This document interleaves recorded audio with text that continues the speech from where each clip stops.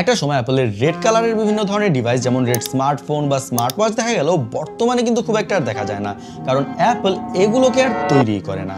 But কেন করে না জানেন? অ্যাপল লাস্ট রেড কালারের আইফোন বের করছিল 2022-এ, তারপর 15 বা 16 সিরিজের কোনোটার মধ্যে কিন্তু আর রেড কালার দেখা যায় না, কারণ এই রেড কালারের ফোন বের না করে অ্যাপল তাদের কোটি কোটি টাকা বাঁচায়। অ্যাপল যখনই কোনো রেড কালারের ফোন বা ডিভাইস সেল করে, তখন তার মধ্যে থেকে কিছু পরিমাণ অংশ গ্লোবাল ফান্ডসে দেওয়া লাগে প্রোডাক্ট রেড অর্গানাইজেশনের কারণে।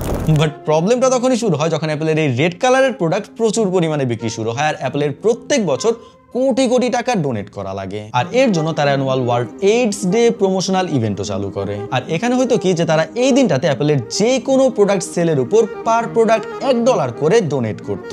বাট অ্যাপল এর মধ্যেও দুইটা ক্লজ ঢুকাই দিছে। ফার্স্ট হচ্ছে যে পেমেন্ট অবশ্যই অ্যাপল পে দিয়ে করা লাগবে, আর দ্বিতীয় হচ্ছে যে তারা $3 মিলিয়ন বেশি ডোনেট করবেন।